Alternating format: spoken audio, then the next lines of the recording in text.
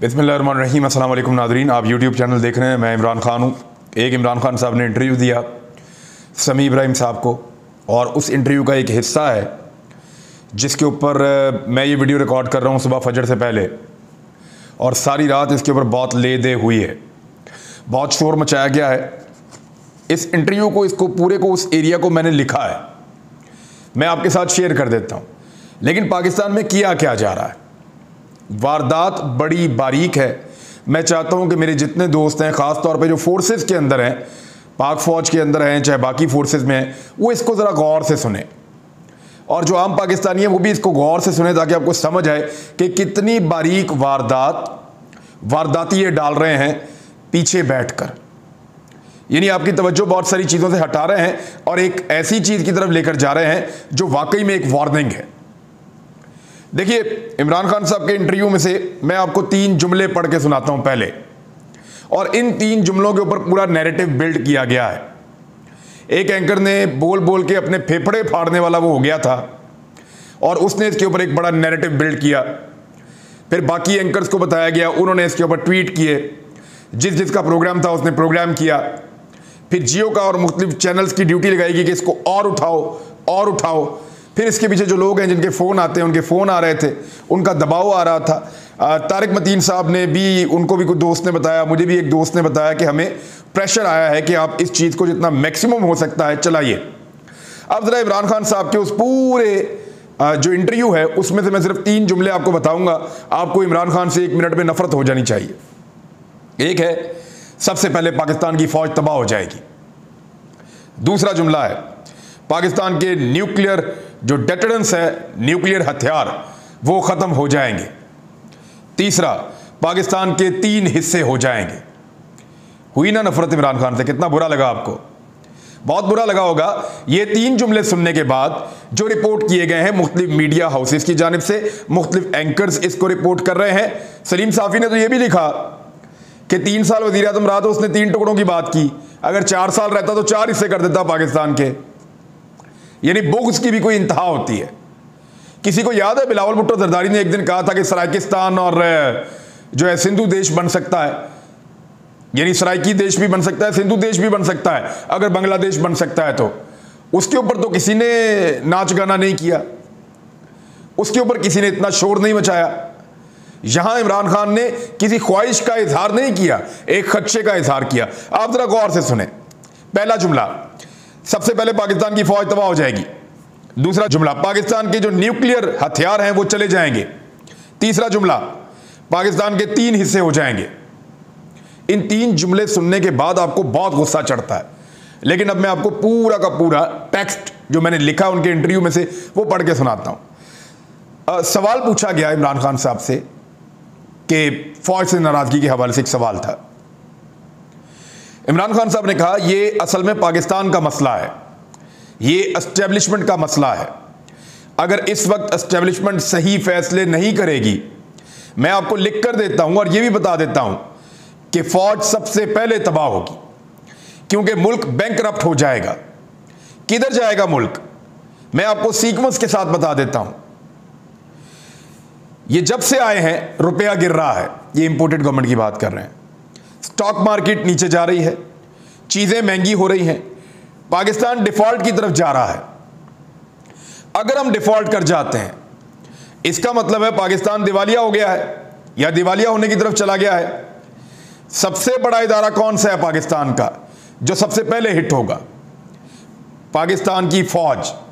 जब पाकिस्तान की फौज हिट होगी तो जो इसके बाद हमसे कंसेशन ली जाएगी, यानी जब आपकी फौज हिट हो गई, अब दिवालिया हो गए, तो आलमी इदारों के दरवाजे पे जाके आप बैठ जाएंगे और वो आपसे कहेंगे, जनाब हम आपको देते हैं, आपको बैंकरप्सी में से निकालते हैं, आपको दिवालिया स्टेटस आपका ख़त्म करते हैं और आपके कर्जे माफ़ करते हैं, लेकिन उसके लिए आप हमारी बात माने।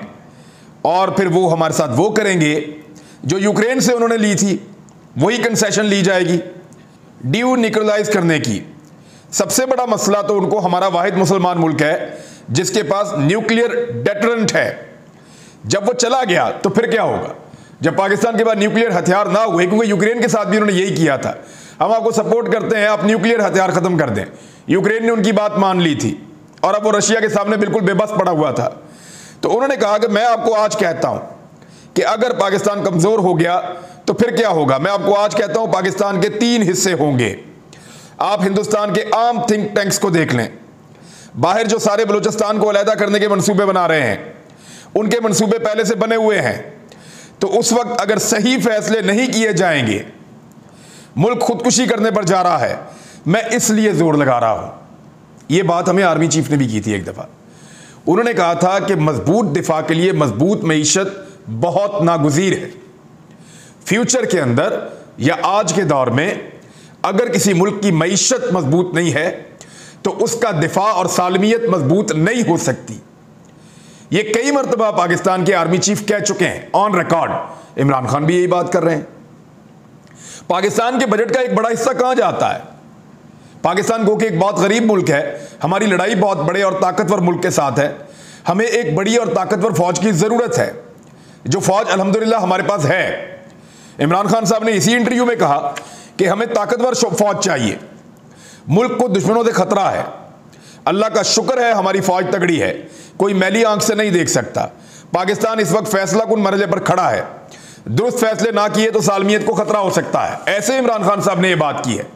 अब एक तरफ ये पूरी की पूरी बात रखते हैं, जो बात आर्मी चीफ भी करते रहे हैं, यानी इमरान खान ने पाकिस्तान के 3 हिस्से होने की ख्वाहिश नहीं की, उन्होंने खदशे का इजहार किया है। लीडर क्या करता है? वो आपको पहले बता देता है कि मैं ये फोर्सी कर रहा हूं, मैं ये देख रहा हूं, ये हो सकता है, खुदा ना खास्ता, इसके बारे में सोचो। वो पहले आपको बताता है, देखता है, फिर आपको बताता है कि ये होने वाला है, फिर आपको उसका हल भी देता है। लीडर वो होता है, नॉर्मली पूरी दुनिया में ऐसा होता है। लीडर लोगों को पहले से खबरदार करता है कि ये होने वाला है।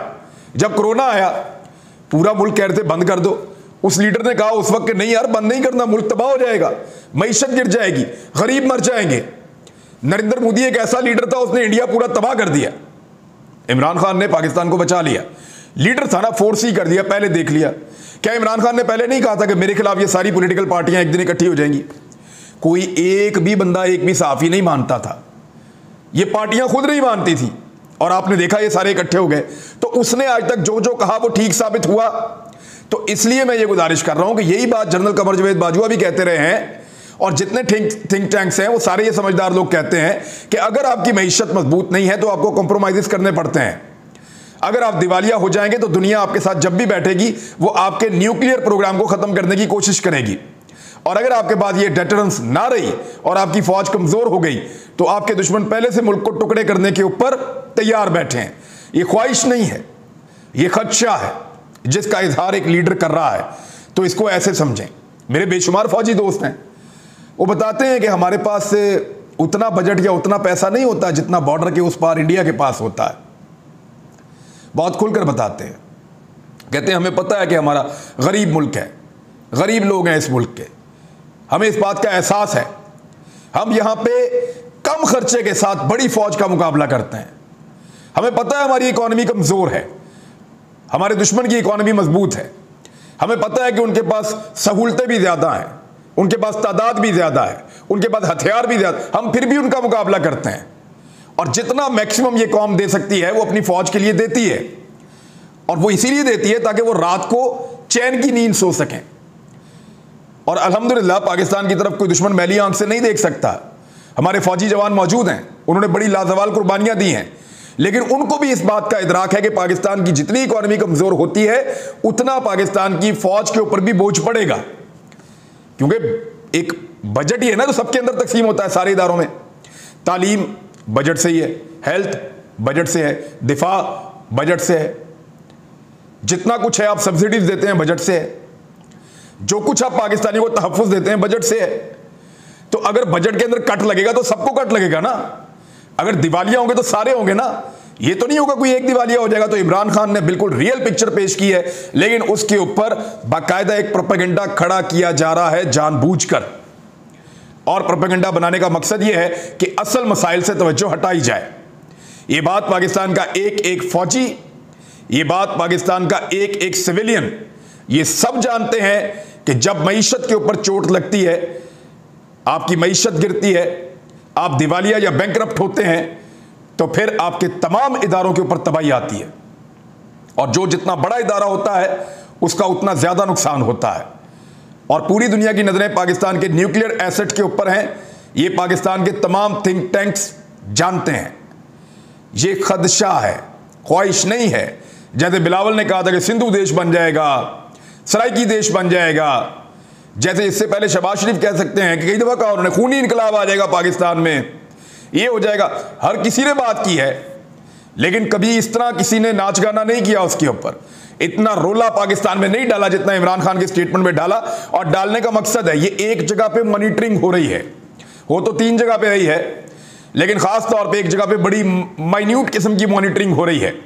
और तवज्जो हटाने के लिए असल मसाइल से कि पाकिस्तान को इधर तक पहुंचाया किसने, वो कौन था जो यहां तक पाकिस्तान को लेकर आया, इन मसाइल से तवज्जो हटाने के लिए ये दूसरे इस किस्म के इश्यूज कि एक जुमला यहां से पकड़ो, एक वहां से पकड़ो, एक वहां से पकड़ो, एक नया नैरेटिव खड़ा कर दो। वो जो 3 जुमले मैंने बोले आपके सामने इमरान खान के, वो सुन के तो आपको बहुत गुस्सा आया होगा कि पाकिस्तान की फौज तबाह हो जाएगी, पाकिस्तान का न्यूक्लियर प्रोग्राम खत्म हो जाएगा और पाकिस्तान के 3 टोटे हो जाएंगे। कितना गुस्सा आया आपको। लेकिन जब आपने पूरा सुना कि इमरान खान ने ये क्यों कहा और किस वजह से कहा और पूरा इंटरव्यू क्या था, तो आपको समझ आया कि बीच में ये 3 जुमले एक्चुअली उनकी असल जो स्पिरिट है उसको सपोर्ट कर रहे थे कि अगर खुदा न खास्ता पाकिस्तान बैंकरप्ट और दिवालिया हो गया, जिस तरफ ये हुकूमत लेकर जा रही है, तो सबसे बड़ा नुकसान पाकिस्तान की फौज को होगा, फौज हिट हो जाएगी। और फिर आलमी इदारों के सामने जब आप बैठेंगे, आलमी कुव्वतों के सामने बैठेंगे, वो आपको कहेंगे कि अपना न्यूक्लियर प्रोग्राम रोल बैक कर दें आप, जैसे उन्होंने यूक्रेन के साथ किया था। और वो चाहते हैं, बार बार पाकिस्तान के न्यूक्लियर प्रोग्राम पे उंगली उठाते हैं। इसकी रिपोर्टें पूरी दुनिया के अंदर मौजूद हैं। और अगर पाकिस्तान के पास ये डेटरेंस ना रही तो दुश्मन तैयार बैठा है, वो बलूचिस्तान को लेकर, बाकी जगहों को लेकर पाकिस्तान में साजिश करेगा। और उनकी साजिशी थ्योरीज मौजूद हैं जिनके मुताबिक वो पाकिस्तान के टुकड़े करना चाहते हैं, खुदा न खास्ता। आपका लीडर आपको ये बता रहा है, आप ये बात नहीं समझ पा रहे, ना समझिए, लेकिन इसका मजाक मत उड़ाइए। अब जो बात जिसके ऊपर मजाक उड़ना चाहिए था वो तो आप सुने। अगर इस तरह का स्टेटमेंट कहीं इमरान खान के किसी वजीर ने दिया होता तो मीडिया ने चीख चीख कर अपने पेट फाड़ लेने थे, अपने गले फाड़ लेने थे, अपने फेफड़े तबाह कर लेने थे, चीख चीख कर। स्टेटमेंट सुने आप, मिफ्ता इस्माइल। पेट्रोल और डीजल ज्यादातर अमीर अफराद इस्तेमाल करते हैं। वो किसान के ट्रैक्टर में क्या डलता है? पानी डलता है। वो जो ट्यूबवेल जिससे वो फसलों को पानी लगाता है, उसमें क्या डलता है? पानी डलता है। भाई उसमें डीजल डलता है। तमाम ट्रैक्टर्स डीजल से चलते हैं, तमाम ज़राई आलात डीजल से चलते हैं, तमाम जितने ट्यूबवेल्स हैं वो सारे डीजल से चलते हैं जहां बिजली अवेलेबल नहीं है। और आपके पावर प्लांट भी फ्यूल से चलते हैं। तो जब आप बिजली महंगी करते हैं तो उसका इंपैक्ट भी इन्हीं गरीब लोगों पे जाता है। तो गरीब आदमी की सवारी, मोटरसाइकिल, छोटी कार, वो गरीब आदमी नहीं है। आप क्या समझते हैं जिसके पास एक मोटरसाइकिल है वो एक अमीर आदमी हो गया? यानी आपने स्टेटस ही तब्दील कर दिया है। तो ये इस तरह का मजाक अगर कोई और पाकिस्तान तहरीक इंसाफ का वजीर करता तो मिफ्ता इस्माइल की जगह पे अगर वो होता, हमाद अजहर होता या असद उमर होता या कोई और होता, तो ऐसा मजाक उड़ाता, ये मीडिया ऐसे मीम्स बनाता कि तबाह बर्बाद कर देता। लेकिन यहां इन्होंने कहा बड़े आराम से कि पेट्रोल और डीजल ज्यादातर अमीर अफराद इस्तेमाल करते हैं। फोकस जो है वो हटाया जा रहा है बदतरीन लोड शेडिंग से।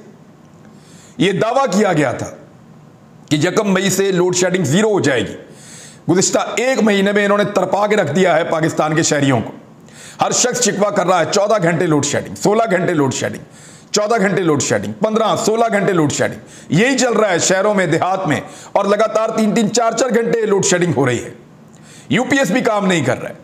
और इवन जो बहुत करीबी लोग हैं पीएमएलएन के या पीडीएम के, वो खुद शिकवे कर रहे हैं कि तबाह हो गए, हम बर्बाद हो गए। इस हुकूमत की नाअहली हमें भुगतनी पड़ रही है। एक 3 और एतराफ़ किए हैं मिफ्ता इस्माइल ने, ज़रा वो भी आप सुन लें। एक तो आलमी महंगाई का इमरान खान का बयानिया दुरुस्त था। भाई अगर इमरान खान कह रहा था कि आलमी सतह पे महंगाई है इसलिए पाकिस्तान में महंगाई हो रही है, अब आप ये बात तस्लीम कर रहे हैं, तो उस दौर में इमरान खान के खिलाफ महंगाई मुकाओ मार्च लाने का क्या फ़ायदा था?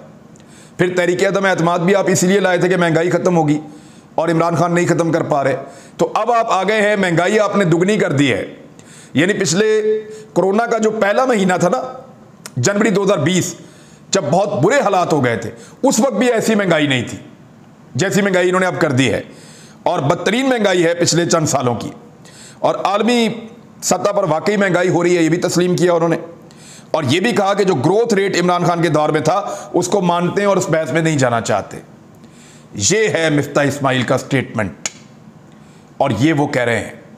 कितनी बदकिस्मती है कि जिन बहानों से ये हुकूमत में आए उन तमाम चीज़ों को पहले से ज़्यादा तबाह कर दिया, और जिन चीज़ों के लिए इन्होंने कोई बात नहीं की थी उन्हीं पे काम कर रहे हैं। अपने केसेस, अपने सैर सपाटे, अपनी अय्याशियाँ, अपना पैसे का बेदरेग इस्तेमाल। अरबों रुपया तो इन्होंने खर्च कर दिया है, करोड़ों रुपया इश्तिहारों के अंदर आते ही गरीब कौम का पैसा, और इश्तिहार में दे के बताते क्या है कि खजाना खाली है। और खजाना खाली है तो ये इतने इश्तिहारात आप कहाँ से दे रहे हैं? लूट मार का पैसा है, ऐसा लगता है। तो इस इशू के ऊपर हम इसको वाइंड अप कर लेते हैं प्रोग्राम को, क्योंकि ये बहुत ज़रूरी था, बहुत बड़ा प्रोपेगेंडा हो रहा था। इसका जवाब आना चाहिए था कि इमरान खान ने खदशात का इजहार किया, और खुदा न खास्ता अगर ये दुरुस्त साबित होते हैं तो इससे पहले पाकिस्तान के जो मुक्तदर हल्के हैं, जो ताकतवर हल्के हैं, उनको अहम फैसला लेना चाहिए। खुदा न खास्ता हमारी मईशत को एक और बड़ा झटका हमें कहीं से कहीं पहुंचा सकता है। अब तक के लिए इतने, अपना ख्याल रखिए, अपने इस चैनल का भी। अल्लाह हाफ़िज़।